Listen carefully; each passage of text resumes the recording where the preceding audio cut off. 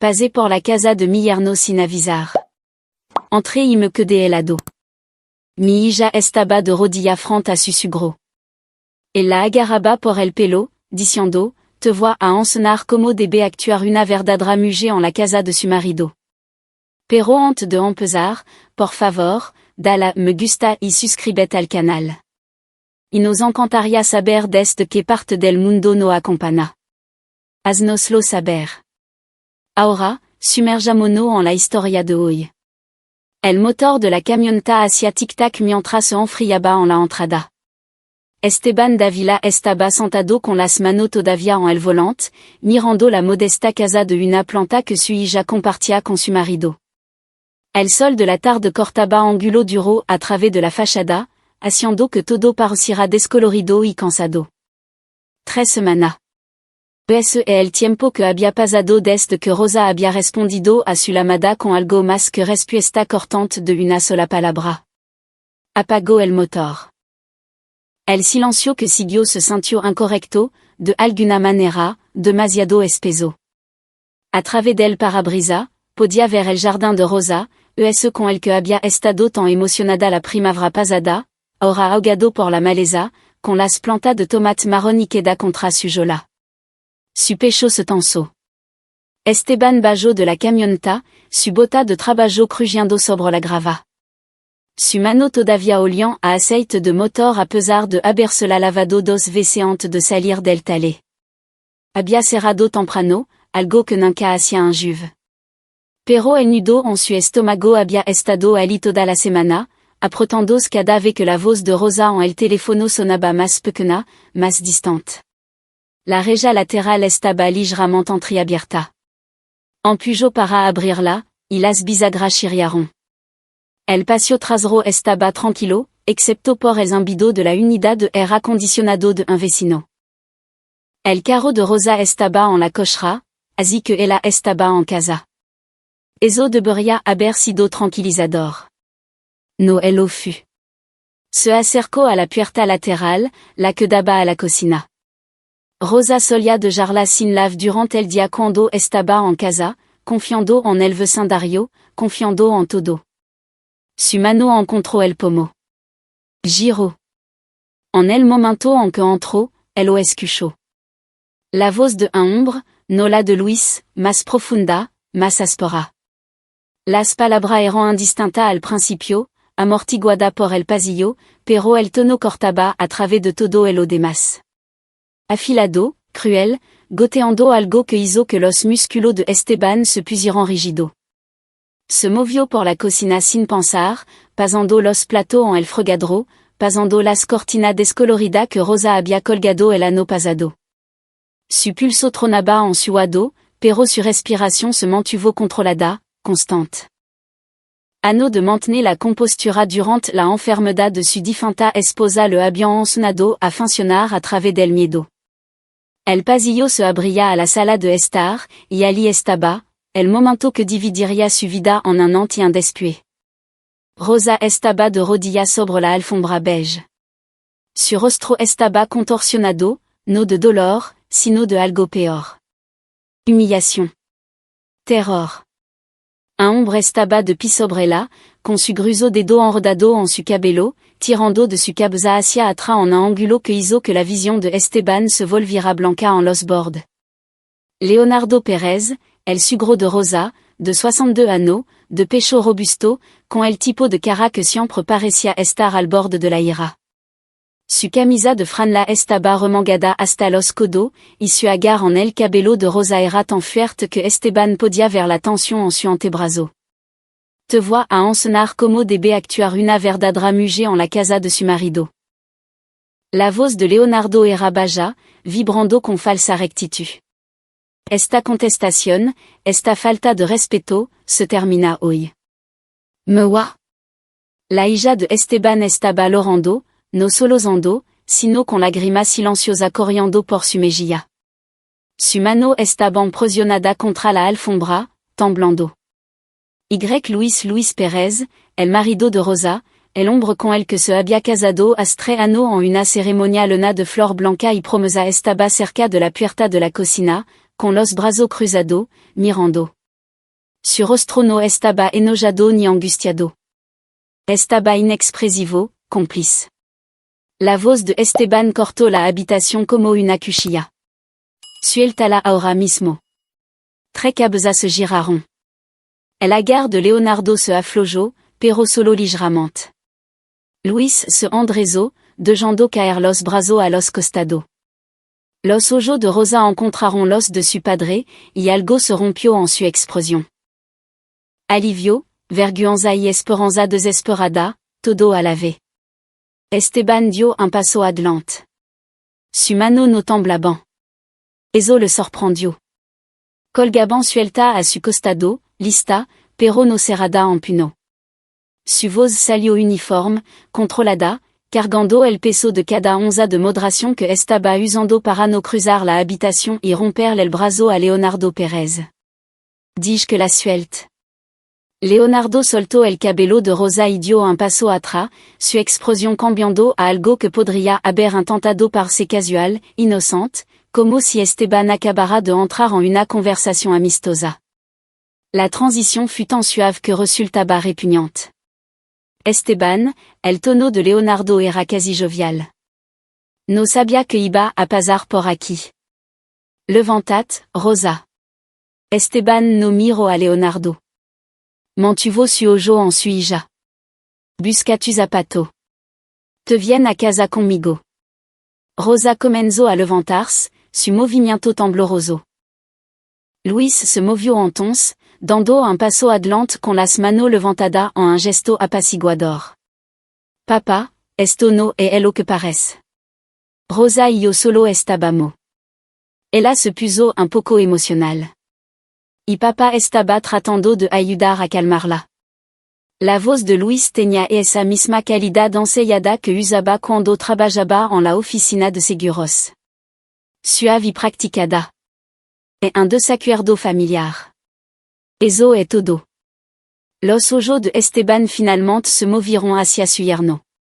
El hombre más joven tenía 32 años, de aspecto pulcro, el tipo de chico que usaba polo los fines de semana y hablaba de ser diácono en la iglesia. Esteban había pensado que era estable, seguro, un buen partido para Rosa. Había estado tan malditamente equivocado. Un desacuerdo familiar. Esteban repició las palabras lentamente, saboreándola. Dejaron un residuo amargo.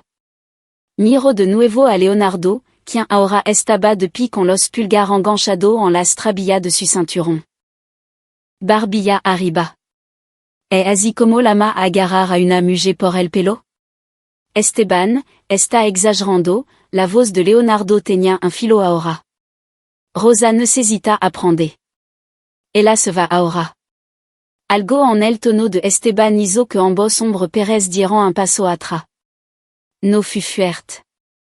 No fut agresivo. Fut el sonido de una puerta cerrándose. Final y absoluto. El sonido de un hombre que acababa de tomar una decisión y no se movería de ella. Rosa encontró su zapato junto al sofá, uno de lona sin cordón, el izquierdo rayado. Su mano temblaba mientras se los ponía. Esteban se movió a su lado, colocando entre ella y los hombres Pérez. Su mano tocó su hombro, gentil pero firme. Vamos, Carino. Luis comenzó a protestar, dando un paso adelante de nuevo. No puedes simplemente levártela. Mira hacerlo. Esteban guió a Rosa hacia la puerta. Ella se movía como alguien caminando a través de la niebla, su respiración superficial y rápida. Detrás de ella, la voz de Leonardo se elevó, ganando volumen. Esto está mal, Esteban. El lugar de una esposa es con su marido. Está interfiriendo en. Esteban se volvió en el umbral, con un brazo todavía alrededor de Rosa. Miró a Leonardo Pérez durant 3 segundos completos sin hablar. La voz del hombre mayor murió en su garganta. No venga a mi casa, dijo Esteban en voz baja. No l'âme. No envie mensage de texto. Si él lo intenta, llamaré a la policía. Acompañó a Rosa a través de la cocina, por la puerta lateral, cruzando el patio trasero. El sol de la tarde se sensia demasiado brillante después de la penumbra de la sala de estar. Rosa tropezó una vez en la grava, y Esteban la sostuvo por el ode, estabilizándola. Abrió la puerta del pasajero de su camioneta y la ayudó a subir. Para cuando rodeó el vehículo hasta el lado del conductor, su mano había comenzado a temblar.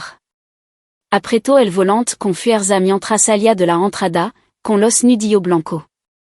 Rosa estaba sentada presionada contra la puerta del pasajero, con los brazos envueltos alrededor de sí misma. Ninguno de los dos habló durante los primeros 10 minutos del viaje. La radio estaba apagada.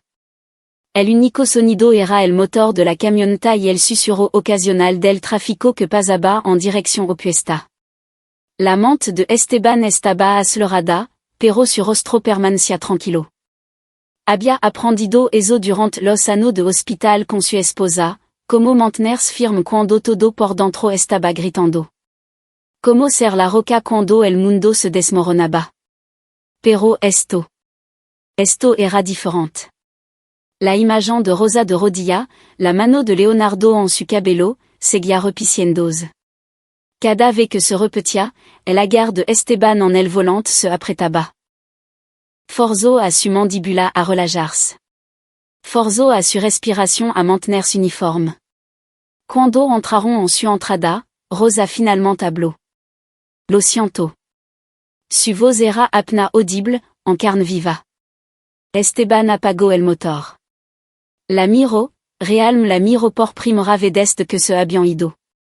Su cabello estaba enredado donde Leonardo lo había agarrado. Su ojo estaba enrojecido. Había perdido peso, se dio cuenta. Su clavícula era demasiado prominente por encima del escote de su camisa. ¿Cómo no se había dado cuenta de esto? No tiene nada de que arrepentirte, dijo, cada palabra deliberada. Ciertamente nada, Rosa. Me va. Ella asintió, pero las lágrimas se derramaron de nuevo. Esteban extendió la mano y tomó la suya.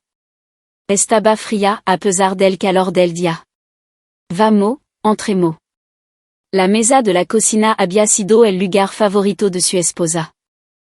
Había pasado mañana allí con su café, leyendo el periódico, mirando a los pájaros en el comedero fuera de la ventana. Después de que ella muriera hace años, Esteban había mantenido todo exactamente igual. La misma mesa, las mismas sillas, los mismos manteles individuales descoloridos. A veces lo consolaba, a veces lo dolía. Ahora Rosa estaba sentada en la silla de su madre, con ambas manos envueltas alrededor de una taza de té que no había tocado. El vapor había dejado de subir hace 20 minutos. Afuera, el sol se estaba poniendo, pintando la cocina en tono de naranja y ámbar. Esteban se sentó frente a ella, esperando, sin presionar. Hizo el té, sacó alguna galta que ella no había comido, y luego simplemente se sentó, tranquilo, présente. Finalmente, la voz de Rosa rompió el silencio. No siempre fue así. Esteban asintió. No interrumpió. Cuando nos casamos por primera vez, Luis era diferente. O tal vez no lo era. Tal vez simplemente no lo aussi. Su dedo trazaron el borde de la taza. Su familia es tradicional, dijo. Muy unida. Tienen reglas sobre cómo deben ser las cosas. Rôle de género. Pensé que era simplemente, ya sabe, anticuado, no dañino. Ella miró a su padre. La vergüenza en su ojo lo cortó. Cuando cambió, preguntó suavemente. Alrededor de un año después, tal vez meses después de que nos mudamos a esa casa. Rosa tomó un respiro tembloroso. Leonardo comenzó a venir mucho.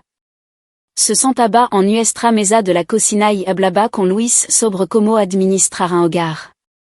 Pensé que era extraño, pero Luis dijo que su papá solo estaba cuidando de nosotros.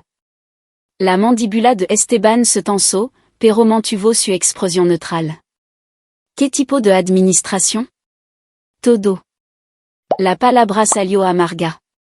¿Cómo debía vestirme? como debía hablar, porque debía trabajar. Leonardo dijo que una esposa debe ser guiada por su marido y su padre hasta que aprenda el camino correcto. Luis estuvo de acuerdo con él.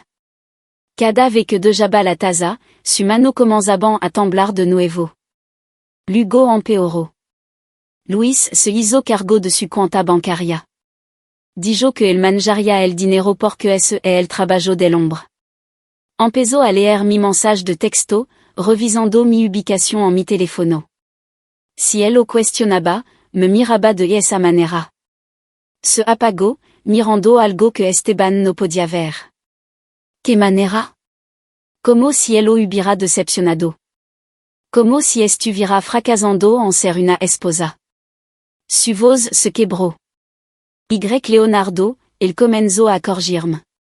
Así es como él lo llamaba. Si no doblaba la ropa de la manera correcta, si contestaba, si no mostraba suficiente respeto. Las manos de Esteban se cerraron en puño debajo de la mesa. Te lastimó antes de hoy. No era una pregunta. Rosa asintió lentamente. No al principio.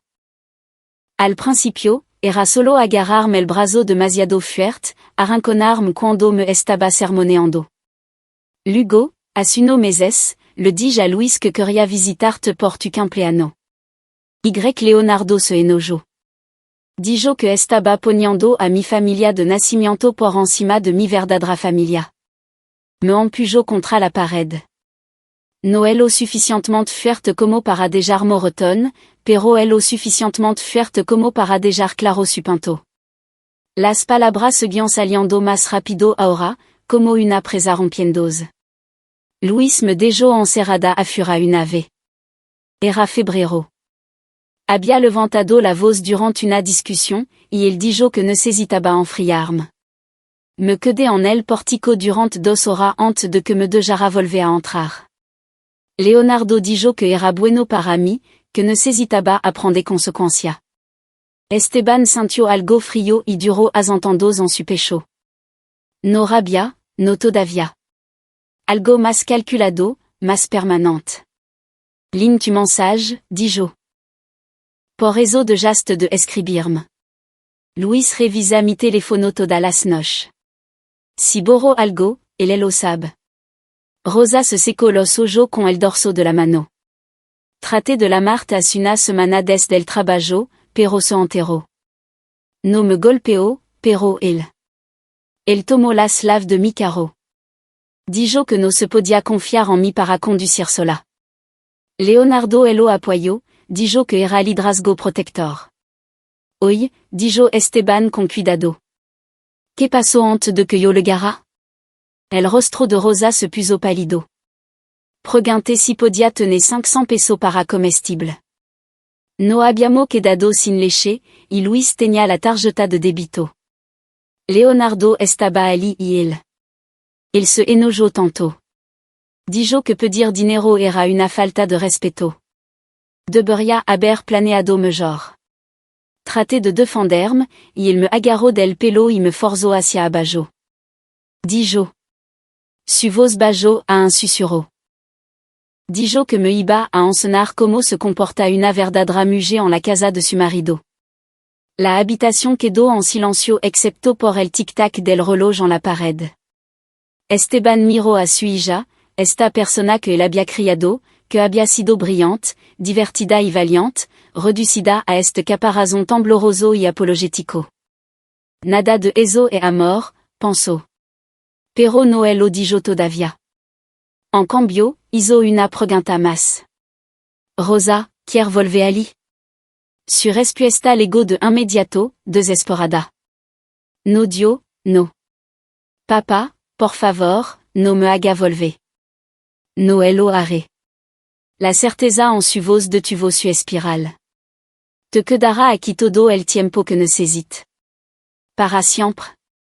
Si eso es lo que hace falta. Pero Luis lo hará. Luis puede intentarlo. La voz de Esteban se mantuvo nivelada, pero había hierro debajo.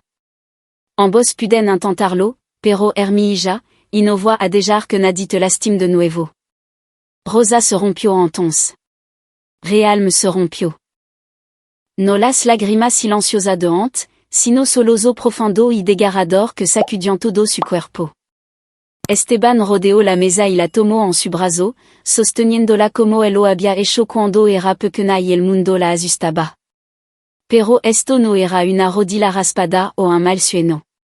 Esto era algo que la había estado rompiendo sistemáticamente, pieza por pieza, durant más de un año. Y mientras Esteban sostenía a su hija mientras lo rabat, algo cristalizó dentro de él. Una decisión. Un voto. Sin perdón. Sin concesión. Sin piedad. Los hombres Pérez habían tomado su decisión. Ahora él tomaría la suya. Et esa noche, después de que Rosa finalmente se hubiera quedado dormida en la habitación de invitado su antigua habitación, en realidad, todavía con la misma cortina azul y la estantería que había llenado en la preparatoria, Esteban se sentó en la mesa de su cocina con una libreta y un bolígrafo. La casa estaba tranquila a su alrededor. El tipo de silencio profundo que viene después de la medianoche en los pequeños pueblos de provincia cuando incluso los grillos se han ido a dormir. La luz fluorescente sobre la estufa proyectaba todo en un resplandor pálido y clínico. Comenzó a escribir. No todo, solo los hechos que conocía, las cosas que Rosa le había dicho, las cosas que había visto. Agresión física, Leonardo agarrando a Rosa por el pelo. Control financiero, Luis tomando todo el acceso bancario. Aislamiento, monitoreo de su teléfono. Limitar su movimiento. Coerción, las corrección de Leonardo. Luis dejando la encerrada a fura.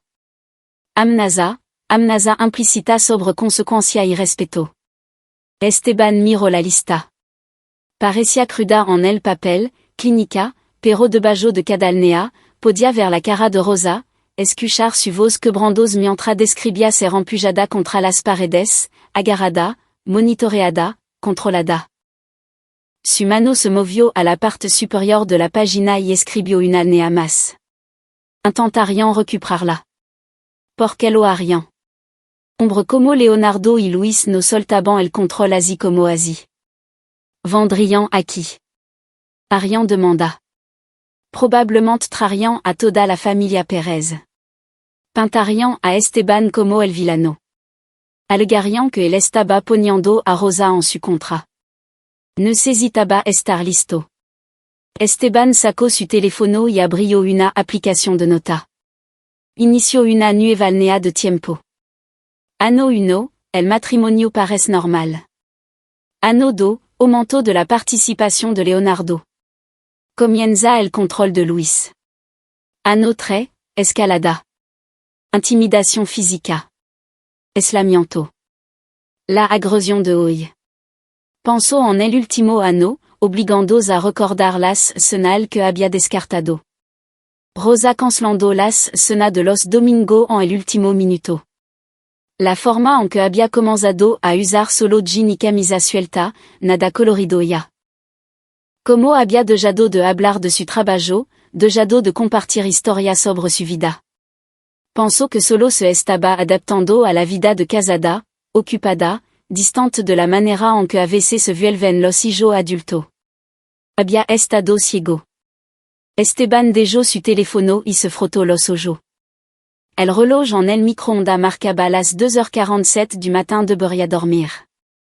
Pero cada vez que cerraba los ojos, veía a Rosa de rodilla. Tomó el bolígrafo de nuevo y escribió una cosa más en la parte inferior de la página, sin perdón, sin concesión. No era un plan todavía, pero era una base. La mañana del viernes llegó demasiado temprano. Esteban se despertó con la luz del sol entrando por la ventana de su dormitorio y el sonido de movimiento en la cocina. Por un momento desorientado, pensó que era su esposa haciendo el desayuno como solía hacerlo. Luego la realidad volvió a su lugar.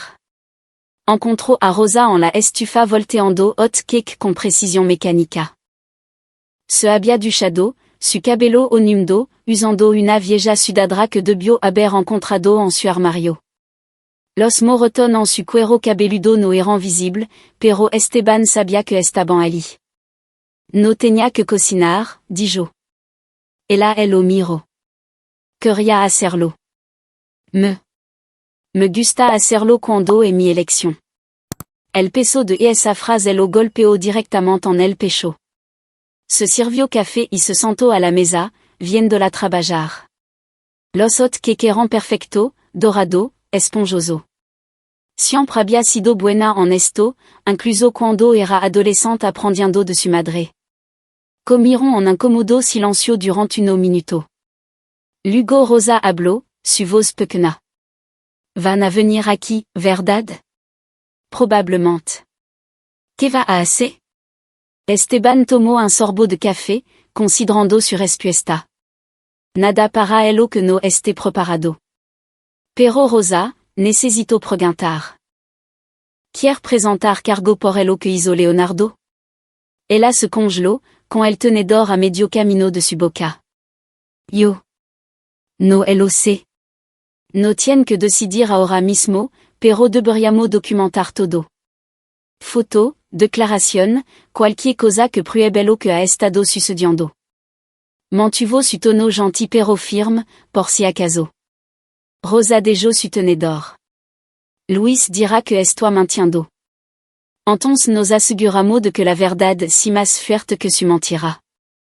Ella él lo miró, realmente lo miró, buscando algo en su rostro. Lo que fura que encontró allí hizo que su hombro se enderezaran ligeramente. Está bien, dijo. Está bien, el lo documentamos. Después del desayuno, Esteban tomó foto cuidadosa del cuero cabeludo de Rosa donde Leonardo la había agarrado.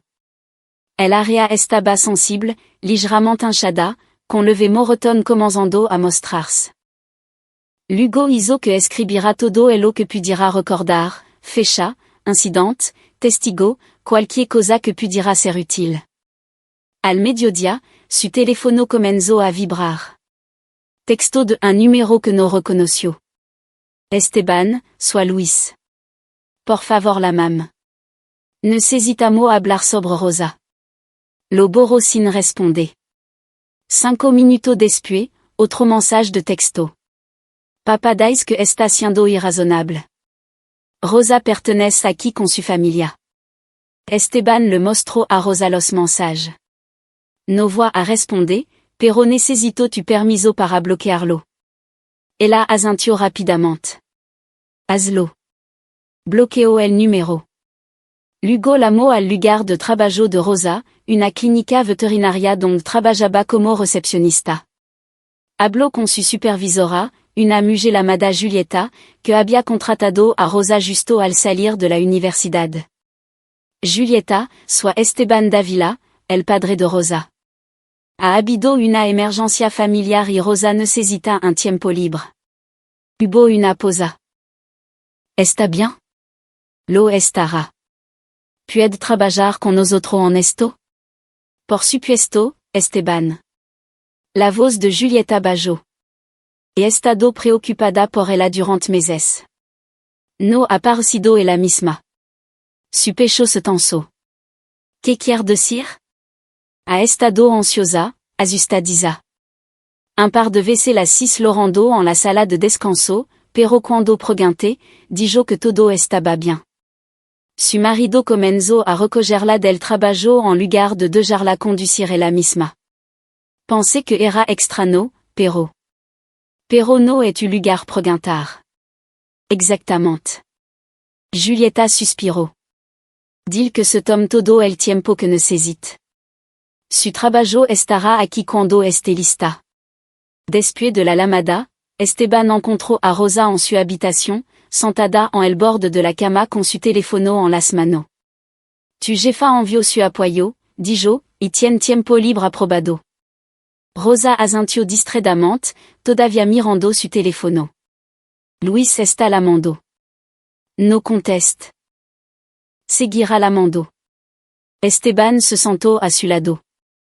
Entonces déjalo. No le debes una conversación. No le debes nada.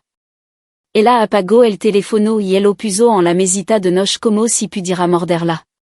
Sigo pensando, dijo en voz baja, en como empezó tan pequeño. Como no me di cuenta hasta que fut demasiado tarde. Así es como funciona. Así es como o prend lo sombre como elo. Esteban eligió su siguiente palabra con cuidado. Nada de esto es tu culpa, Rosa. Ni un poco. Ella no respondió, pero vio como su garganta trabajaba mientras tragaba saliva con dificultad. Et esa tarde, los hombres Pérez vinieron. Esteban escuchó la camioneta entrar en su camino de entrada alrededor de las 3 heures. El retumbar distintivo de la vieja Ford Lobo de Leonardo. Estaba en el garage organizando herramienta que no necesitaba organizar, pero le daba algo que hace con su mano. A través de la ventana de la puerta del garage, vio a Leonardo y Luis salir. En voz levaban explosión de determinación justa. Leonardo caminaba como si fuera dueño de la propiedad. Luis lo seguía medio paso atrás, con la mandíbula tensa. Esteban cerró la puerta del garage y caminó para encontrarlo en la entrada. No los invitó a acercarse. Esteban. El tono de Leonardo era cortante. Falsamente amigable. Necesitamos hablar sobre esta situación. No es situación. Rosa se queda aquí. Es mi esposa, dijo Luis, dando un paso adelante. Su voz tenía esa calidad practicada de nuevo. Razonable pero firme. Ella pertenece a su hogar. Cualquiera que si el malentendido que sucedió ella, podemos resolverlo como familia. La expresión de Esteban no cambió. ¿Malentendido? Así es como el olama. Papá estaba tratando de ayudar, continuó Luis. Rosa se puso emocional y tu padre agarró a mi hija por el pelo y la forzó a arrodillarse. La voz de Esteban cortó la excusa como un vidrio. No he malentendido sobre eso. La máscara de Leonardo se deslizó ligeramente, la irritación brillando en su rostro. Una esposa necesita guía. La Biblia es clara. No. La voz de Esteban bajó más. Peligrosa. No me cite las escritura para justificar el abuso. No es abuso. Es disciplina. Pusiste las manos sobre mi hija con ira, con violencia. Eso es abuso, Leonardo. Y. Luis se quedó allí y dejó que sucediera. Desvió su mirada hacia su yerno. Dejaste que tu padre aterrorizara a tu esposa. La cara de Luis se sonrojó. Eso no es lo que pasó. Está tergiversando. Si es lo que sis. Leonardo dio un paso más cerca, su volumen pareciendo llenar el espacio. Esto es entre un marido y una mujer. Está interfiriendo en su matrimonio. ¿Su matrimonio? Esteban casi se rió. No es matrimonio. Ya no. No puede tomar esa decisión, espetó Luis, la verdadera irá rompiendo a través de ahora. Rosa es mi esposa. Bajo la ley. Bajo la ley, es lo que tú y tu padre hicieron es agresión doméstica. Así que si quiere hablar sobre derecho legal, podemos hacer eso. Pero no aquí. No ahora. Esta conversación ha terminado. La cara de Leonardo se puso roja. Tenemos todo el derecho de hablar con Rosa. No puede alejarla de nosotros. Rosa es una mujer adulta que está eligiendo no verte. Estoy respetando su elección. Respetuosamente, dijo Luis, sacando su teléfono. La voix à la mar. Ella no contestará. El pulgar de Luis se cernió sobre la pantalla. Luego presionó la mar, levando el teléfono a la oreja. Después de un momento, su mandíbula se apretó. Va directo al buzón de voz. Como dije. Leonardo se abalanzó hacia adelante entonces, más rápido de lo que Esteban esperaba para un hombre de su tamaño. Agarró la pechera de la camisa de Esteban con ambas manos, tirando de él cerca. Escuchame. Las manos de Esteban subieron, rompiendo el agar de Leonardo con un movimiento agudo y practicado. Anno de trabajar con su mano, moviendo motor y equipo pesado, elo habiendo jado más fuerte de lo que parecía. No empujó a Leonardo Lejo. Solo se liberó y dio un paso atrás. Tocam de nuevo, dijo Esteban en voz baja, y l'amarré a la policía. Sal de mi propiedad.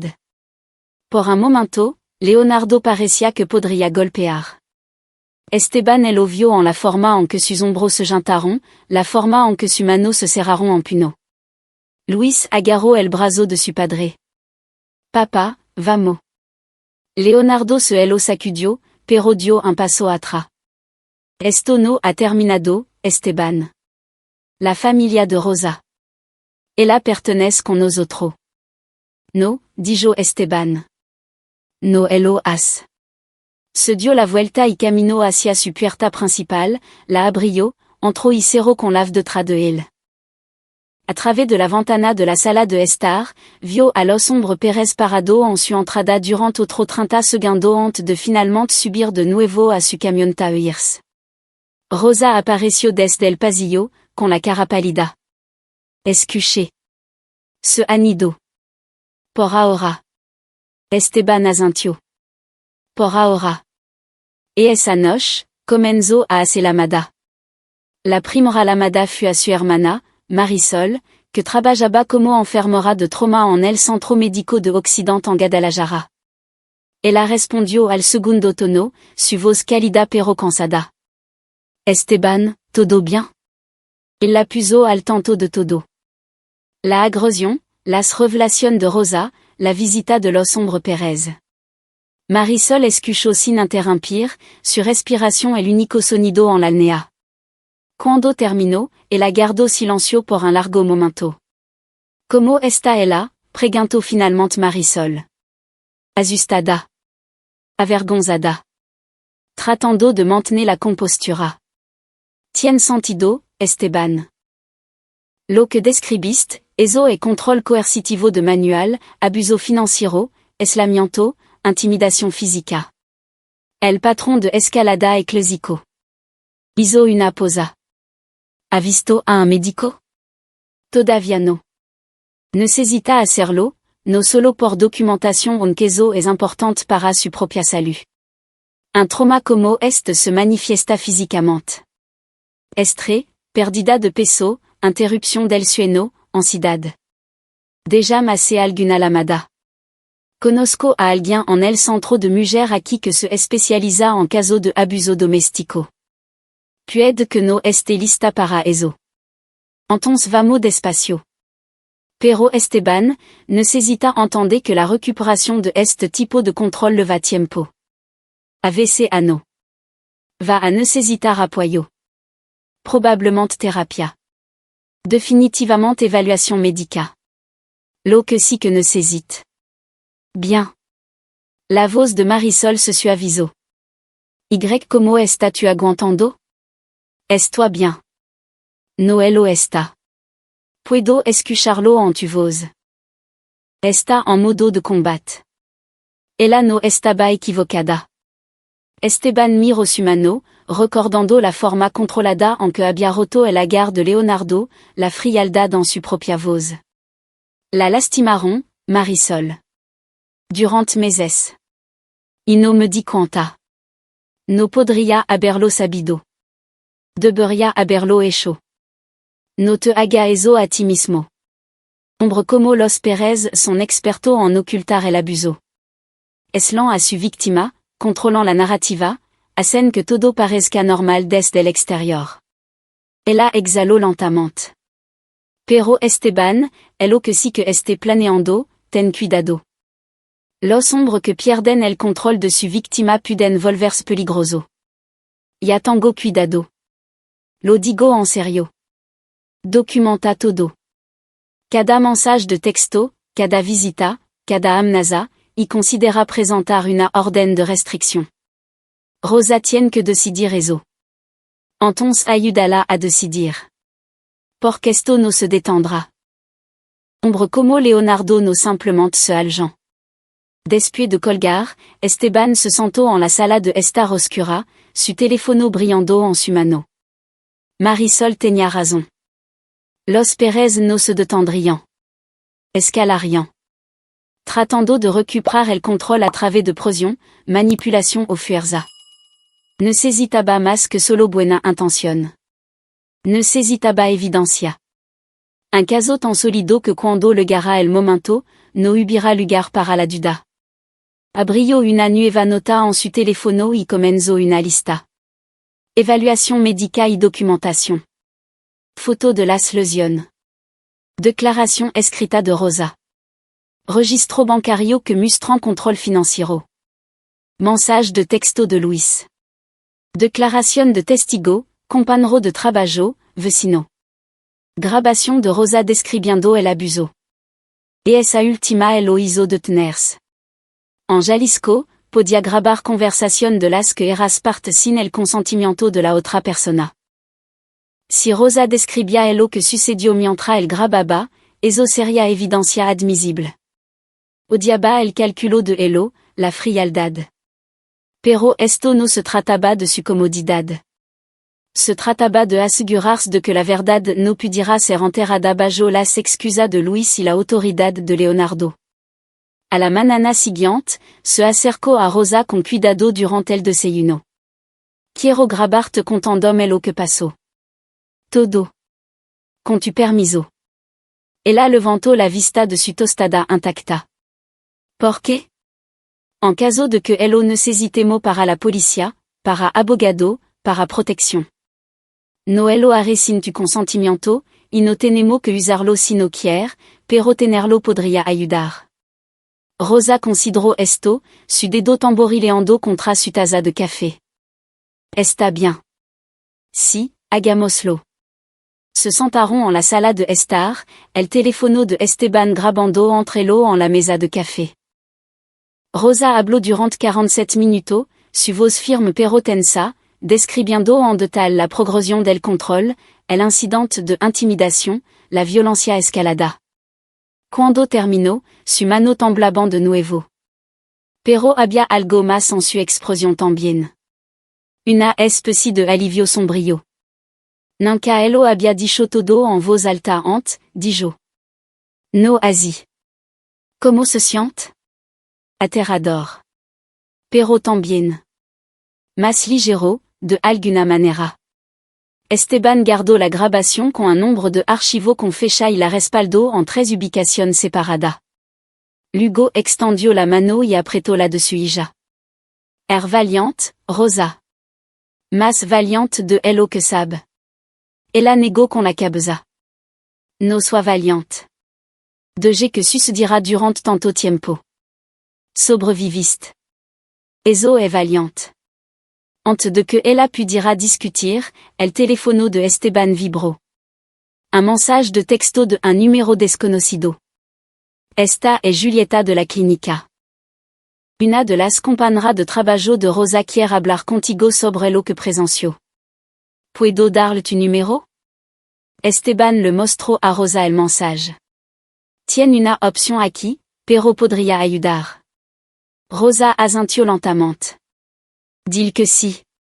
20 minutos después, el teléfono de Esteban sonó. La voz de una mujer joven, nerviosa pero decidida. Sœur Davila, soit Adriana. Trabajó con Rosa en la clínica. Gracias por llamar. ¿Está bien? Todo hemos estado tan preocupado. Su marido. Adriana se apagó, luego se recuperó. Mira, no sé si esto ayuda, pero he visto cosa. Escuchado cosa. Si está tratando de ayudar a Rosa, quiero decirte lo que sé. Esteban tomó su libreta. Te escucho. Adriana describió ses meses de observación. Luis apareciendo sin avisar para controlar a Rosa durante su turno. Rosa lorando en la sala de descanso y poniendo excusas sobre el estrés. Un día en que Rosa legó al trabajo con una muñeca dolorida que afirmó haber dormido mal sobre la. Lo más condenatorio, una conversación que Adriana había escuchado entre Rosa y Luis en el estacionamiento. Él estaba revisando su bolso, dijo Adriana, como realmente vaciándolo sobre el capó de su camioneta. Encontró un recibo de un almuerzo que ella se había comprado, y se enojó tanto.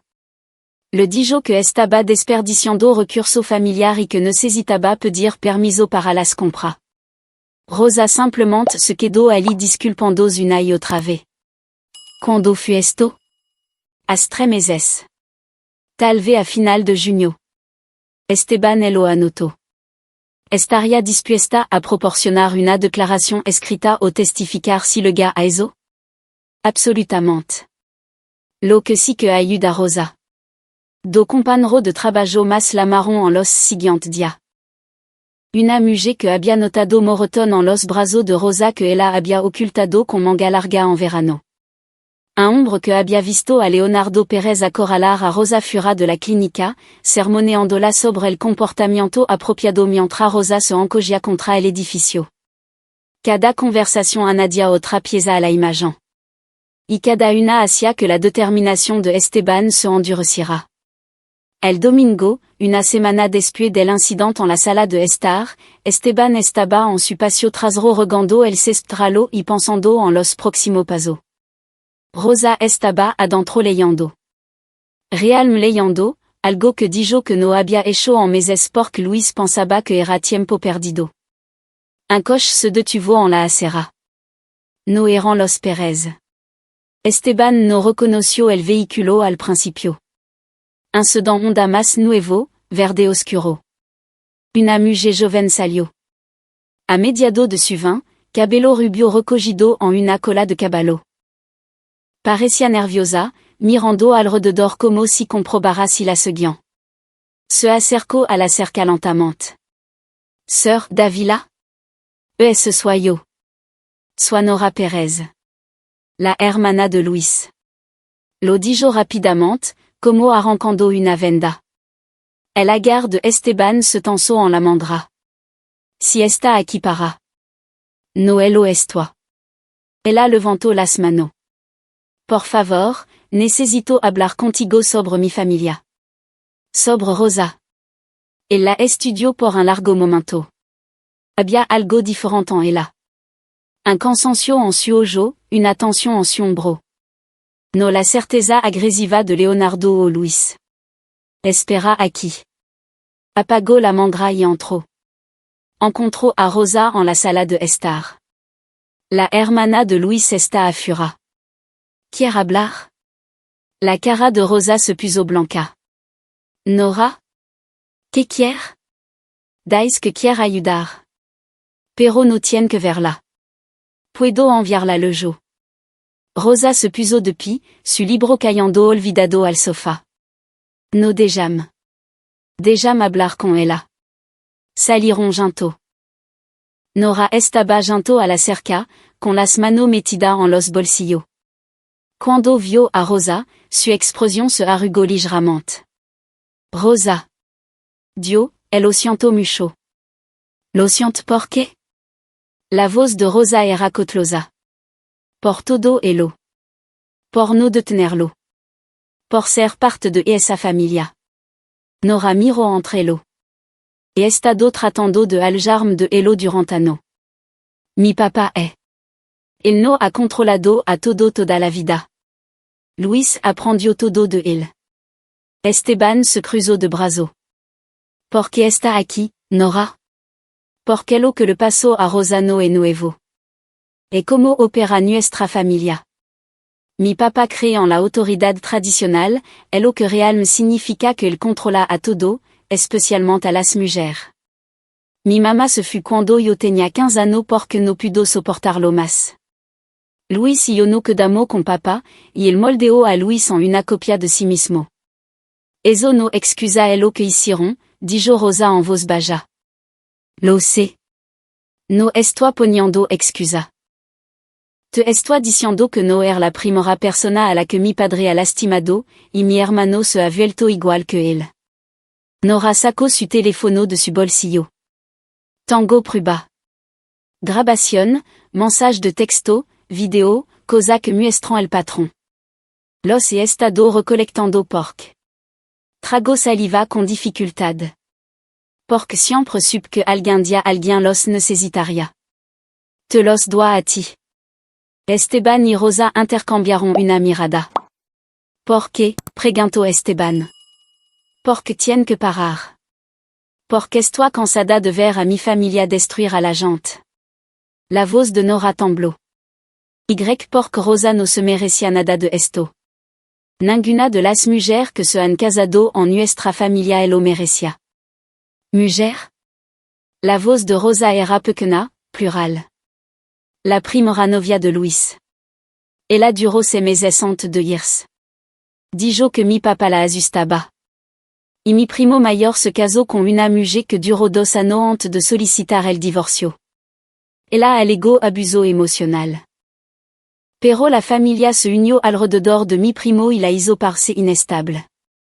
Se mudó a Monterrey para alejarse de nosotros. Esteban sintió algo frío asentarse más profundo en su pecho. Tu padre ha hecho esto antes. Una y otra vez. Él cree que es justo. Que Dios le dio autoridad sobre su familia, y eso inclinará, sobrina, cualquiera en su esfera. Se ve a sí mismo como un patriarca en un sentido bíblico, lo que realmente significa que es un hombre controlador y abusivo que usa la religión como excusa. Nora extendió su teléfono. Todo está aquí. Vidéo de réunion familiar donde puede escucharlo gritando a la gente, reprendiéndolo. Mensage de texto donde Luis admite que papá mantiene a Rosa a raya. Grabación de papá sermoneando sobre sumisión y obediencia. Te enviaré todo. Ella vaciló. Si presenta cargo, testificaré contra ambos. Los ojos de Rosa se llenaron de lágrimas. Nora, si haces eso, tu familia te me repudiarán. Lo sé. Pero ya no se sientan como familia. Se sientan como una prisión. Nora miró a Esteban. Por favor, déjame ayudar. Es lo menos que puedo hacer.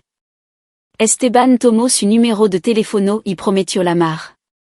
Mientras Nora se aljaba, Rosa se quedó en la entrada luciendo aturdida. Ella siempre fue la calada, dijo Rosa. Nunca pensé.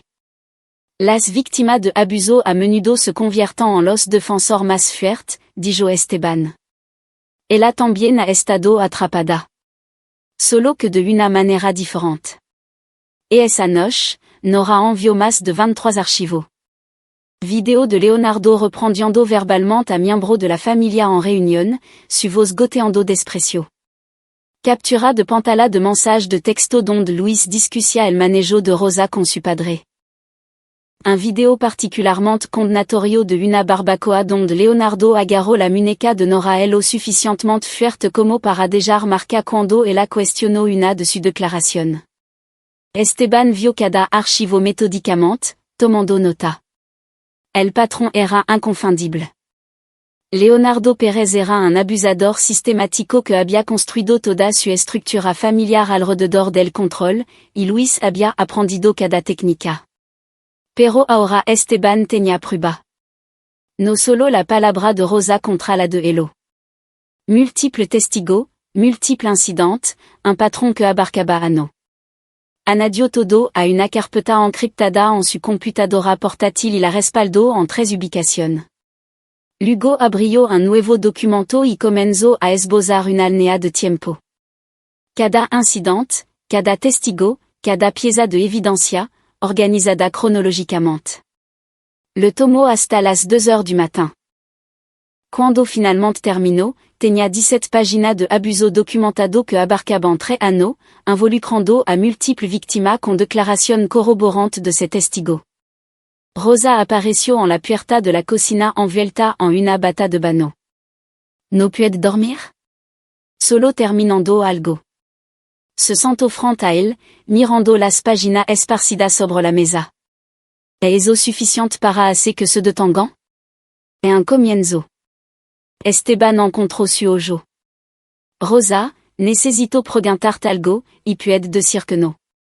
Pero creo que deberíamos presentar cargo por asalto, coerción y abuso financiero contra ambos. Su rostro se puso pálido. Eso es serio.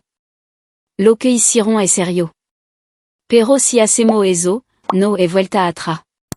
Se vuelve oficial, publico. Su mano se retorciront junta. Todo ello sabran. Todo deberian saberlo. Hombre como Leonardo y Luis cuentan con la vergüenza y el silencio. Cuentan con que su víctima estén demasiado asustada para hablar. Esteban extendió la mano y tomó las suya, calmándola. Pero esta es tu elección. Te apoyaré de cualquier manera. Si quieres aljart, reconstruire en silencio, el lo entiendo. Pero si quieres contraatacar, estoy contigo. Hasta el final. Rosa miró su mano unida durante mucho tiempo. Cuando levantó la vista, algo había cambiado en su expresión. Algo duro y seguro. Quiero contraatacar, dijo. Quiero que enfrentan consecuencia por el lo que hicieron. No solo a mí, a todo. ¿Estás segura? Estoy segura. Esteban apretó su mano una vez, luego las soltó. Está bien. Entonces hacemos esto bien. El lune por la manana, vamos a la policía junto.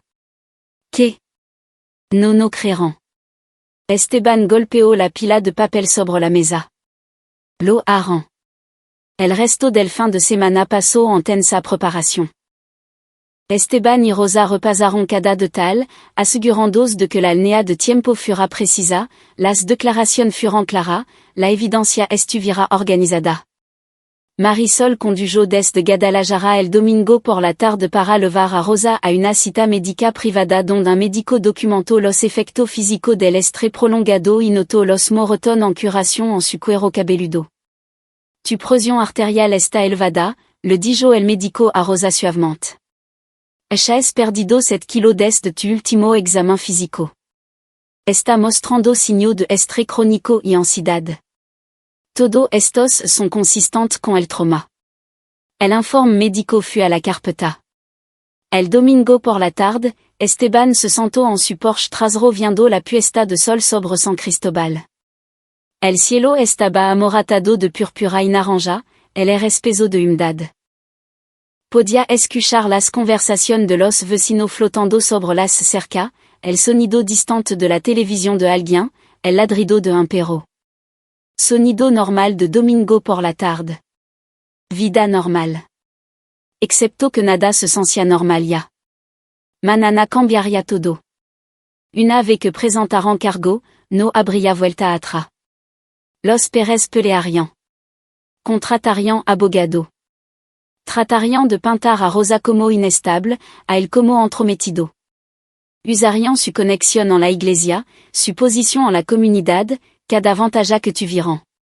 Pero Esteban tenía algo que ellos no tenían, la verdad. Y estaba dispuesto a luchar por ella más tiempo y más duro de ello que ellos podrían luchar en contra.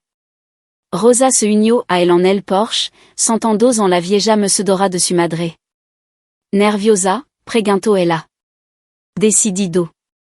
Yo también. Se quedó calada por un momento. Papa? Gracias.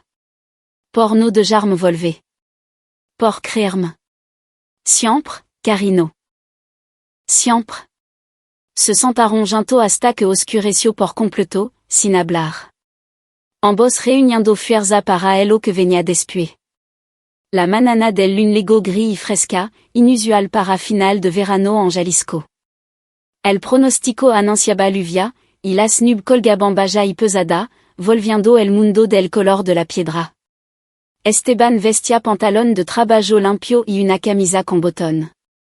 Rosa vestía jean y una blusa sencilla, con el cabello recogido. Ambos parecían cansados. Ninguno había dormido bien. La comandancia de policía de San Cristóbal ocupaba un edificio bajo de ladrillo en la avenida Hidalgo, intercalado entre la oficina de correo y una ferretería. Esteban había pasado por allí 1000 veces. Nunca imaginó caminar por esa puerta para denunciar a su propio yerno y su gro por violencia doméstica. El vestíbulo olía a café quemado y alfombra vieja. Un joven oficial en el mostrador levantó la vista cuando entraron. ¿Puedo ayudarlo? Necesitamos presentar una denuncia, dijo Esteban. Suvos era firme. Por agresion y abuso domestico. La expression del oficial cambio, volviendos más atenta. Dejam buscar a alguien para usted. Tomen asiento. Se sentaron en silla de plástico duro atornillada al suelo. La pierna de Rosa rebotaba nerviosamente. Esteban puso una mano en su rodilla, deteniéndola, y ella le dio una sonrisa débil. 10 minutos después, una mujer vestida de civil emergió de la parte trasera. De 1:40 y tanto anno, cabello oscuro en un mono práctico, ojo agudo que ello captaban todo. Soit la détective Patricia Moral. ¿Por qué no vienen conmigo? Los levo a una pequeña sala de entrevista con una mesa, cuatro sillas y una cámara de grabación montada en la esquina.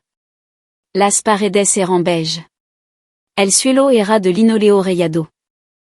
Todo sobre el espacio se sentía diseñado para eliminar la pretensión. Ante de empezar, dijo la détective Moral, acomodando en su silla, quiero que sepan que denunciar la violencia doméstica requiere courage. Tomamos estos casos en serio. Voy a hacer le pregunta, y alguna de ellos pueden ser difícil. Tomamos su tiempo. Grabaremos esta conversación para fin de documentación. ¿De acuerdo? Rosa asintió. Esteban dijo, entendido. ¿De quién estamos hablando aquí? ¿Quién es la víctima? ¿Quién es el abusador? Yo soy la víctima, dijo Rosa, con la voz más fuerte de lo que Esteban esperaba. Mi marido, Luis Pérez, y mi suegro, Leonardo Pérez. La détective Moral comenzó a tomar nota. Cuéntame qué pasó. Rosa comenzó con el juge pasado, la sala de estar, la agresión de Leonardo, la intervención de Esteban. Su voz temblaba al principio, pero ganó fuerza a medida que avanzaba. La détective Moral no interrumpió, solo asentia ocasionalmente, su pluma moviéndose constantemente a través de la página. Cuando Rosa terminó esa parte, la détective levantó la vista. ¿Y su padre presenció esto? Todo, confirmó Esteban. Sis a Leonardo Pérez agarrar a mi hija por el pelo y forzarla a arrodillarse. Le escuché amenazar con enseñarle cómo debe actuar una verdadera mujer. Mi yerno se quedó allí y no hizo nada. ¿Puede describir las acciones exactas de Leonardo Pérez? ¿Cómo la agarró? ¿Dónde? ¿Qué tan fuerte? Esteban lo describió con cuidadoso detalle. El agarre, el anguló, la tension visible en el antebrazo de Leonardo, la posición de Rosa en el suelo. La détective escribió todo. Pero eso no es todo, dijo Rosa. Ha estado sucediendo durante más de un año. La violencia, el control. Es sistemático. Ella describió la progresión, control financiero, monitoreo telefónico, aislamiento, intimidación física, Luis de Jandola encerrada a Fura, las crecientes corrección de Leonardo. Esteban vio como la expresión de la détective Moral cambiaba de atención profesional a algo más duro, más personal. ¿Tienen evidencia de algo de esto? Preguntó la detective. Esteban sacó la carpeta. Declaración escrita de Rosa. Declaración de testigo de su compañero de trabajo. Mensage de texto. Documentación médica. Registro bancario que muestran control financiero. Grabación, dijo, poniendo la carpeta sobre la mesa entre ellos. Está todo aquí. La détective Moral abrió la carpeta y comenzó a leer. La habitación quedó en silencio excepto por el crujido del papel. Do página después, levantó la vista. Esto es extenso. Es sistemático, repició Esteban la palabra de Rosa. Este no es un incidente de una sola vez. Es un patrón de abuso. La détective pasó 20 minutos revisando cada página. Hizo pregunta aclaratoria, solicitó información de contacto para los testigos, tomó su propia nota. Cuando llegó a las declaraciones de Nora Pérez, hizo una pausa. ¿Esta es la hermana del acusado? Sí, dijo Rosa. Ella está dispuesta a testificar contra él. Eso es inusual. Ella a estado lidiando con su abuso toda su vida. La détective morale cerró la carpeta y miró a Rosa directamente. Sra. Davila. El lo siento, Sra. Pérez. Davila, interrumpió Rosa en voz baja. Voix a volver a mi apellido de soltra. Sra. Davila. Basado en lo que me ha dicho y esta evidencia, tenemos motivo para múltiple cargo. Agresión doméstica, control coercitivo, privación ilegítima de la libertad, abuso financiero. ¿Está preparada para lo que viene después? Esto significará investigación, posible arresto, procedimiento judicial. Su esposo y su suegro sabrán que presentó cargo. Lo sé. Pueden tomar represalia. Yo también lo sé. La détective morale asintió lentamente. Bien, porque necesito que esté segura. Una vez que iniciemos este proceso, va a ser difícil. Estos casos a menudo lo son. Las manos de Rosa estaban apretadas fuertemente sobre la mesa, pero su voz no vaciló. Estoy segura. Quiero presentar cargo contra ambos. Muy bien. La détective miró a Esteban. ¿Y usted está dispuesto a testificar como testigo? Absolutamente. Entonces esto es lo que sucede a continuación. Voy a tomar su declaración completa, documentar todo y pasar esto a la fiscalía. Ellos revisarán la evidencia y decidirán sobre los cargos. Si procedant y basado en lo que estoy viendo aquí, ellos harán se emitirán orden de arresto. ¿Alguno de ustedes sabe dónde están los Pérez en este momento? Luis trabaja en seguros vida segura en la calle Cyprès, dijo Rosa. Leonardo generalmente está en casa. Cal Roble 428.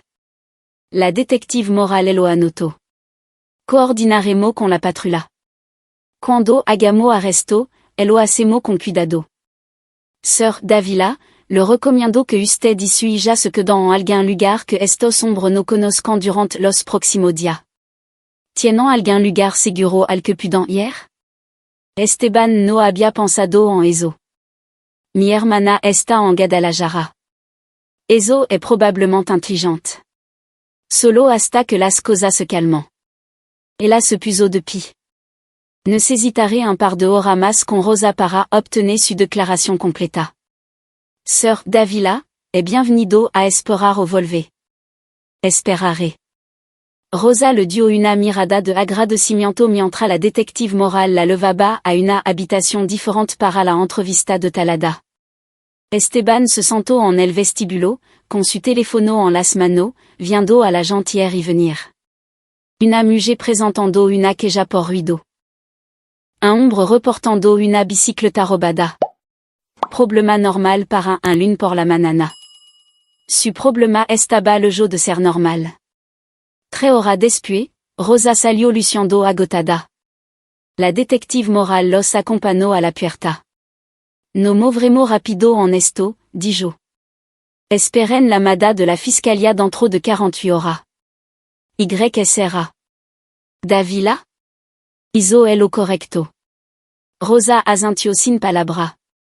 En la camioneta, Esteban salió a la avenida Hidalgo y se dirigió hacia la autopista. Vamos a casa de Marisol. ¿Qué es de tu talé? La marée a mis subjurante. El puede manejarlo por un día. Rosa apoyó la cabeza contra la ventana, viendo pasar San Cristóbal. Real me está sucediendo. Lo está. Pensé que me sentiría aliviada. Solo me siento cansada. Eso es normal. Conduirons en silencio por un rato. La lluvia comenzó a mitad de camino a Guadalajara, ligerá al principio, luego más fuerte, tamborileando contra el parabrisa. Esteban encendió los limpiaparabrisas y mantuvo los ojos en la carretera. Rosa habló de nuevo, más suave esta vez. ¿Cree que real me irán a la cárcel? Si es justicia, sí. ¿Qué pasa si no la es? Esteban la miró. Entonces seguimos luchando hasta que la haya. La casa de Marisol era un pequeño rancho en un tranquilo suburbio de Guadalajara. Ella los recibió en la puerta, atrayendo inmediatamente a Rosa en un abrazo. Lo hiciste, dijo Marisol. Realmente lo hiciste. Lo hicimos, dijo Rosa. Papá y yo. Pasaron esa noche pasando desapercibido, pidiendo comida para levar, viendo televisión sin sentido. Esteban se encontró revisando su teléfono constantemente, esperando noticia. Ninguna llegó. Elle Marthe por la manana, la détective morale l'amó. Sœur Davila. La fiscalia revisó el caso. Están presentando cargo. Multiples cargos contra ambos sombre.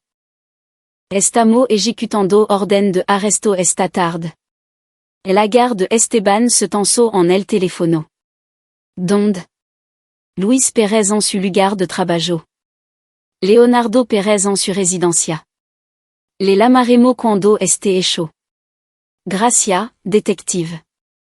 Agradezca la suya. Ella es valiente.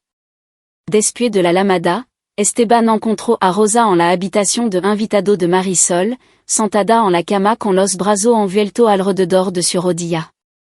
Los van a arrestar hoy, dijo. Sus ojos se abrieron de par en par. Hoy. Esta tarde. La détective morale l'amarra cuando esté hecho. Rosa asintió lentamente, procesando. Realme se acabó. Esta parte lo está. À las 4h37 de l'après-midi, el teléfono de Esteban sonó. Sœur Davila, détective morale. En bas orden han sido ejecutada. Luis Pérez fut arrestado en el trabajo sin incidente. Leonardo Pérez fut arrestado en su casa. Resistió inicialmente pero cumplió una vez que se dio cuenta de que hablábamos en serio. Ambos hombres están bajo custodia esperando la audiencia. Esteban cerró los ojos brevemente. Gracia. Es algo que debería saber. Cuando arrestamos a Luis en su oficina, varios compañeros de trabajo comentaron que no estaban sorprendidos. Dijeron que había sido controlador con el personal femenino. Estamos investigando si es víctima adicional. Después de colgar, Esteban entró en la sala de estar donde Rosa y Marisol estaban esperando. No tuvo que decir nada. Su expresión lo decía todo. Rosa se puso de pie abruptamente. ¿Los arrestaron? ¿A los dos? Están bajo custodia. Ella hizo un sonido mitad risa, mitad soloso y se sentó de nuevo con fuerza. Marisol se movió a su lado, sosteniéndola mientras se derrumbaba. No en dolor, se dio cuenta Esteban, en alivio. En liberación. Se quedó mirando a su hija llorar, sintiendo que algo cambiaba en su pecho. No satisfacción. No era capaz de eso. No todavía. Pero certeza. Habían hecho lo correcto. Lo difícil. Lo que perduraría. Et esa noche, los tres se sentaron en la terraza trasera de Marisol bajo un cielo que se despejaba después de la lluvia. El era limpio, lavado. Rosa parecía más relajada de lo que Esteban la había visto en meses. ¿Qué pasa ahora? Preguntó ella. Lectura de cargo, probablemente manana o el juve, dijo Esteban. Luego procedimiento judicial, si no aceptan un acuerdo de culpabilidad. Tendré que testificar? Posiblemente. Depende de si va a juicio. Rosa guardó silencio por un momento. Lo haré si tengo que hacerlo. Diré la verdad. Marisol apretó su hombro. No estará sola. Todo estaremos allí. Lo sé. Rosa miró a su padre. Papá, no creo haber dicho gracia adecuadamente por todo. Por creerme, por luchar por mí. No necesita agradecerme. Mi hija. Onasi.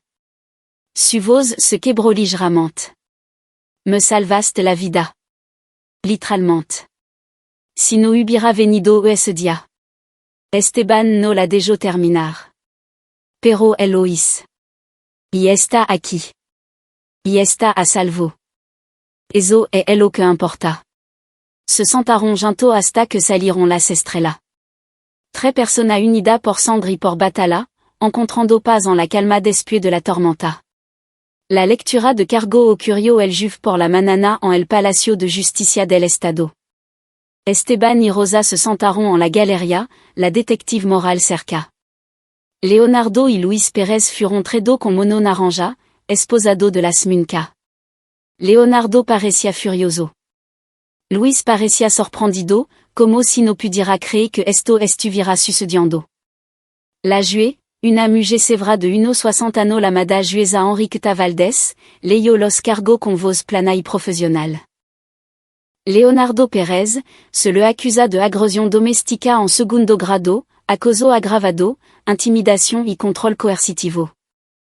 Luis Pérez, se le acusa de agresión doméstica, control coercitivo, privation illégitime de la libertad y explotación financiera.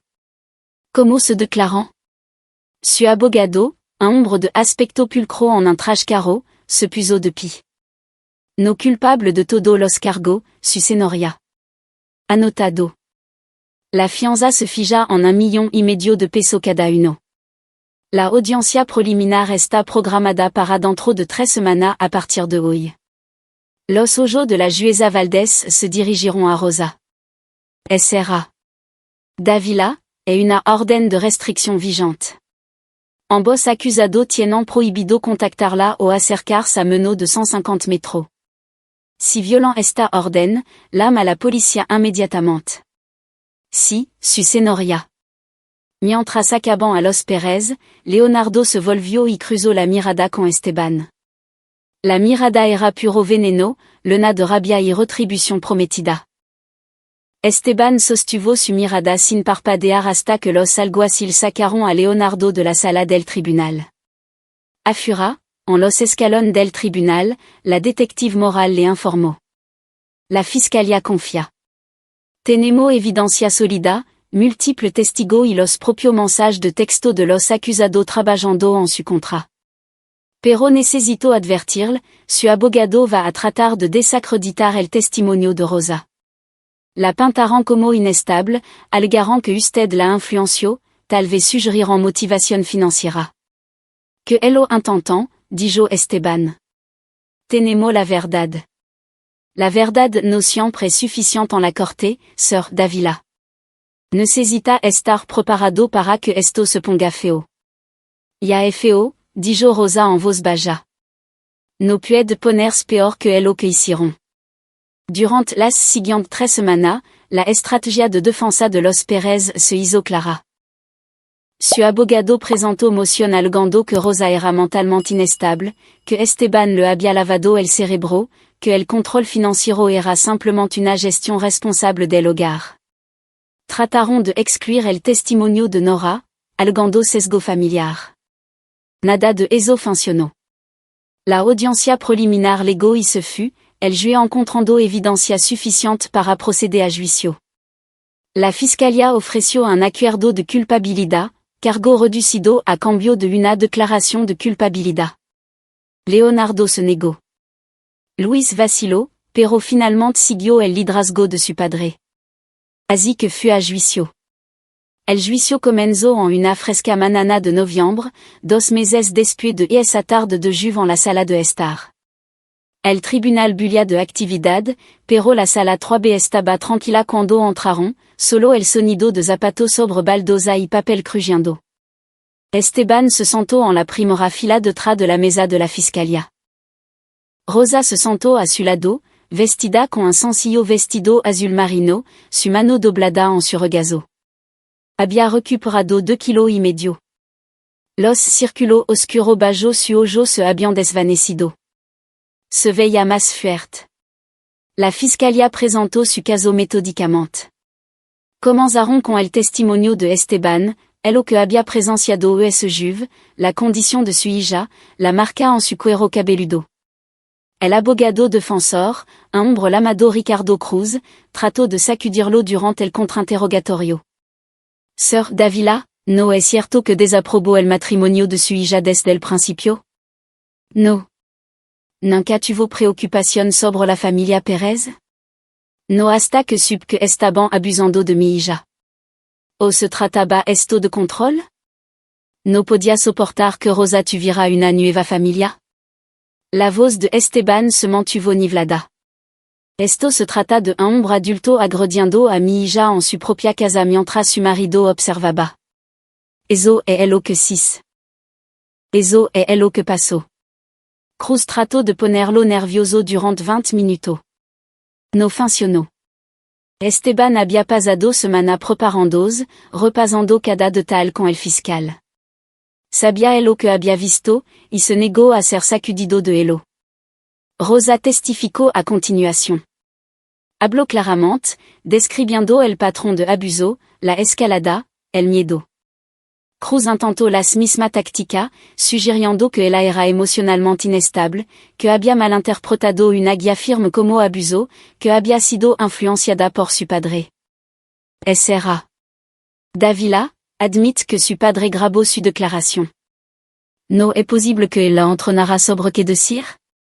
No, él grabó la verdad. Mi verdad. Pero usted estaba emocional, vulnerable. Tal vez dijo lo que pensaba que él quería escuchar. La voz de Rosa se endureció. Dije lo que pasó. Leonardo Pérez me agarró del pelo y me forzó a arrodillarme. Luis Pérez controlaba cada aspecto de mi vida.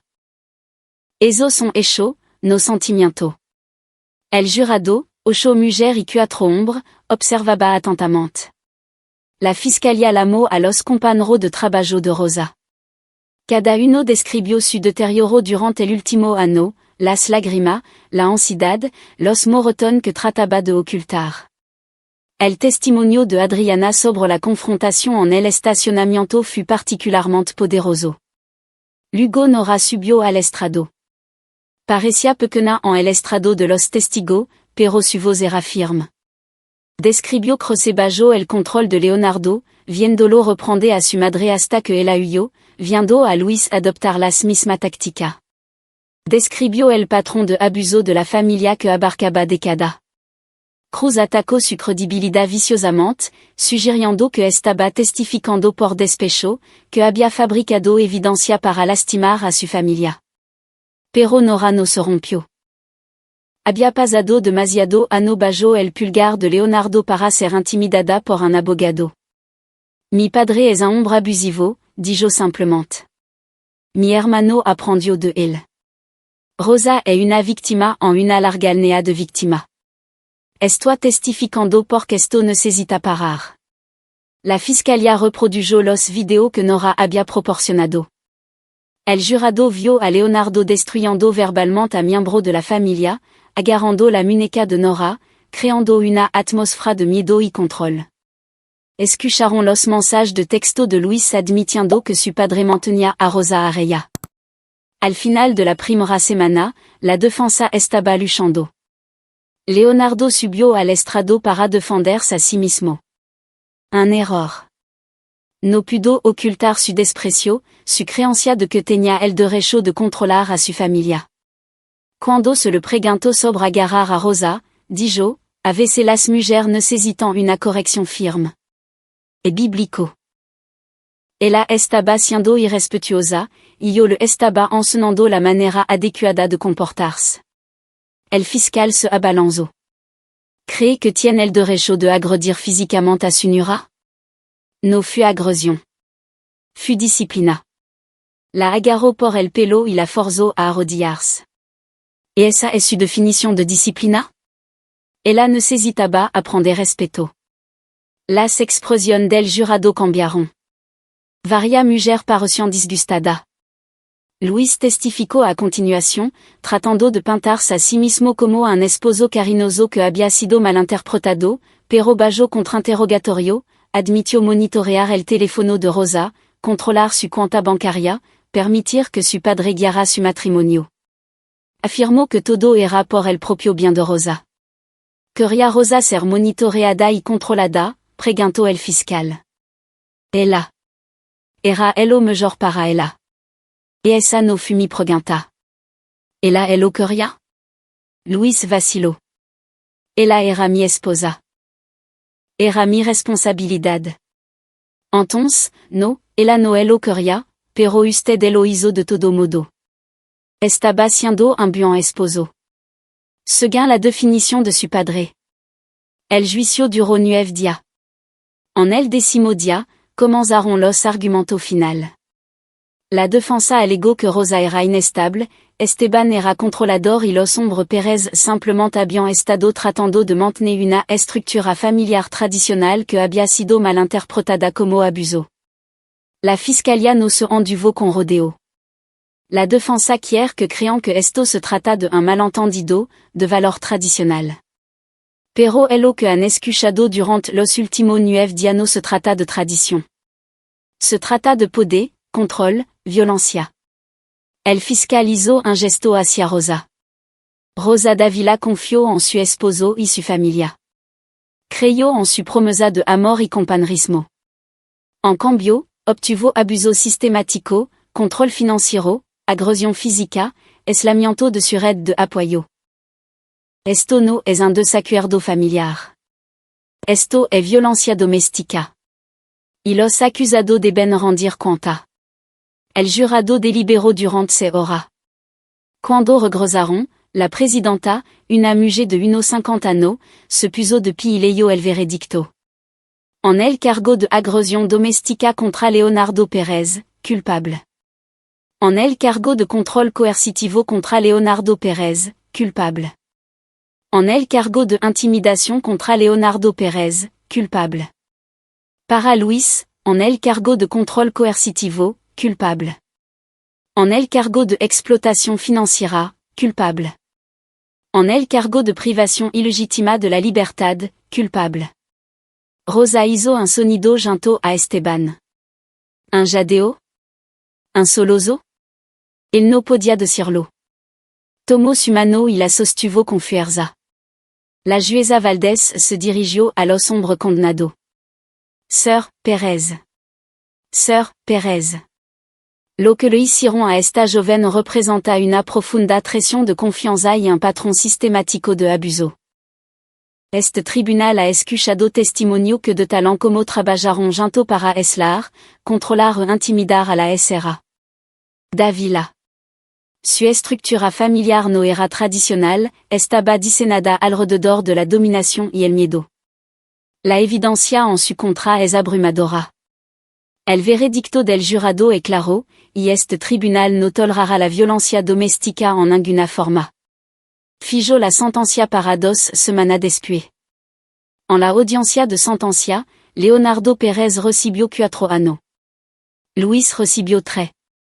Ambos estarían obligados a asistir a programa de intervención de violencia doméstica.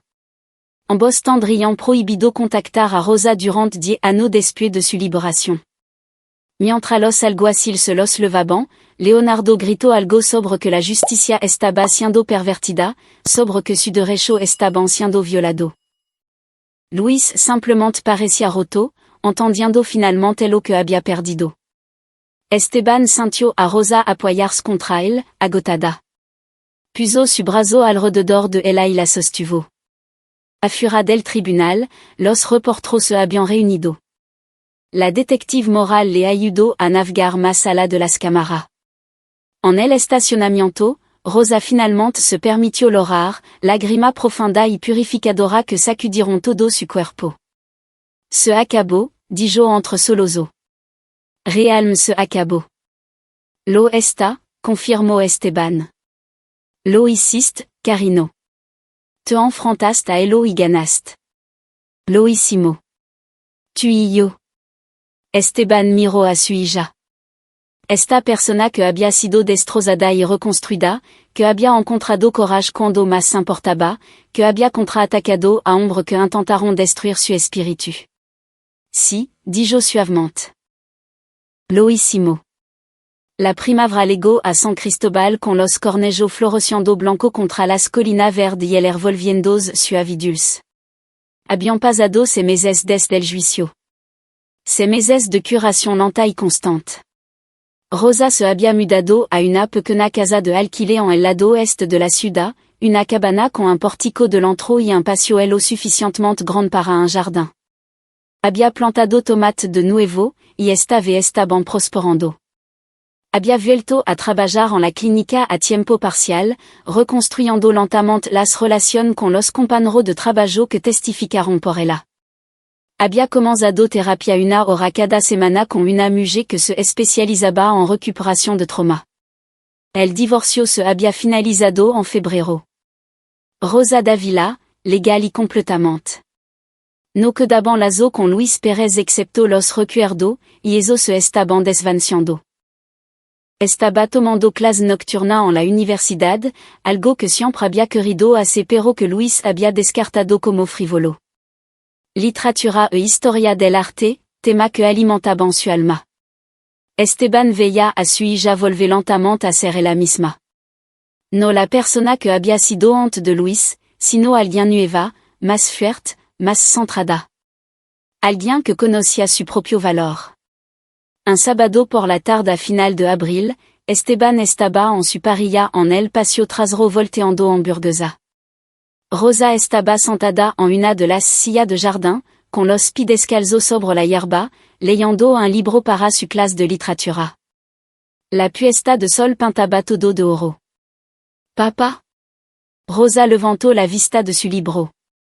Sí. ¿Alguna vez piensa en ello? ¿En ello que pasó? Esteban volteó una hamburguesa, considerando. AVC. ¿Te sientes mal por ello? ¿Por cómo resultaron las cosas para ello? Miró a su hija. Levaba un vestido de verano, amarillo con pequeña flor, que se había comprado para sí misma sin pedir permiso, sin preocuparse si alguien lo aprobaría. Su cabello estaba suelto alrededor de su hombro. Parecía contenta. No, dijo simplemente. Ellos tomaron su decisión. Yo tomé las mías. Rosa asintió lentamente, algo asentando en su expresión. Yo tampoco. Pensé que tal vez lo haría, éventuellement. Como que tal vez me sentiría culpable o triste porque Luis fuera a prisión. Pero simplemente no lo siento. Il me lastimó. Su padre me lastimó. Habrían seguido lastimandome si no los hubiera detenido. Tu también los detuviste. Cuando saliste por esa puerta conmigo, cuando testificaste, eso requirió más courage que cualquier cosa que yo hiciera. Ambos hicimos lo que teníamos que hacer. Lo hicimos. Cayeron en un silencio cómodo. El tipo de tranquilidad que proviene de la experiencia compartida y la confianza profunda. Un cardenal cantó desde el roble en el límite de la propiedad. En algún lugar calabajo, los niños jugaban, su risa levada por la brisa. Estoy orgulloso de ti, dijo Esteban. Tu m'amas también lo estaría. Rosa sonrió, una sonrisa real, el tipo que le gaba a su ojo. Estoy orgullosa de nosotros. No dejamos que ganaron. No, no lo hicimos. Esteban sirvió las hamburguesas, y comieron en el patio mientras el sol caía detrás de las colinas. Hablaron sobre las clases de Rosa, sobre el nuevo asistente que Esteban había contratado en el taller, sobre la próxima visita de Marisol. Cosa normal. Cosa cotidiana. A medida que la oscuridad se acumulaba y apareció las primeras estrellas, Rosa se puso de pie y se estiró. Debería irme. Turno temprano mañana. Esteban la acompañó a su carro, un viejo Honda que se había comprado con dinero que había ahorrado de su trabajo. Su dinero. Su elección. Antes de entrar, elle lo abrazó fuerte. Gracias, papa. Por todo. Por ver, por créer, por luchar. Siempre, Carino. Siempre. Vio desaparecer su luz tras calabajo, luego se quedó en su entrada por un rato más, mirando las estrellas. El air de la noche era fresco y limpio. El vecindario estaba tranquilo. Por primera vez en meses, Esteban sintió algo cercano a la paz. No porque hubiera perdonado a los hombres Pérez. No lo había hecho, y nunca lo haría. Lo que le habían hecho a Rosa, a Nora, a otra, eso no era algo que pudiera ser perdonado. Solo podia ser detenido, castigado, hecho imposible de repetir. Pero el había hecho eso. Rosa había hecho eso. Junto, habían tomado algo roto y lo habían arreglado, tan bien como podia ser arreglado. Habían luchado por la justicia, y habían ganado. Esteban se dio la vuelta y camino de regreso a su casa, dejando la puerta sin llave porque esto era San Cristóbal, y Rosa estaba a salvo, y los hombres Pérez estaban tras las rojas donde pertenecían. Se hizo una taza de café descafeinado ya que era tarde y se sentó en la mesa de su cocina con un libro propio, pero no leyó. Solo se sentó allí pensando en la sonrisa de su hija, su vestido amarillo de verano, la forma en que se veía sentada en su patio con los pies descalzos en la hierba. Libre. Y esa era la palabra. Ella era libre. Y para Esteban Dávila, eso lo era todo. Afura, la noche se profundizó. Las estrellas giraban en lo alto. El mundo seguía girando. Y en una pequeña casa en el lado oeste de San Cristóbal, Rosa Dávila dormía pacíficamente, ya no asustada, ya no atrapada, finalmente y completamente la misma. La historia de lo que había sucedido en esa sala de estar hace 6 meses se desvanecería con el tiempo. La gente pasaría a otro escándalo, otra historia, pero la verdad permanecería documentada y preservada, una advertencia para cualquiera que pensara que podía abusar de su poder sobre aquello a quien desean amar.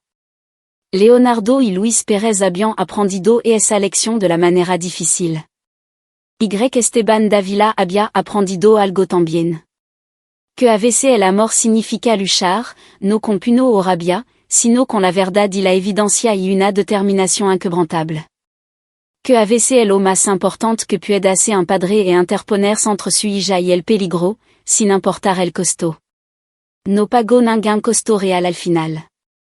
No perdió el sueño por el encarcelamiento de los Pérez. No sintió culpa por su destino. Se habían ganado cada consecuencia que se le venía encima. Y Rosa se había ganado su libertad. Eso era justicia, y eso era suficiente.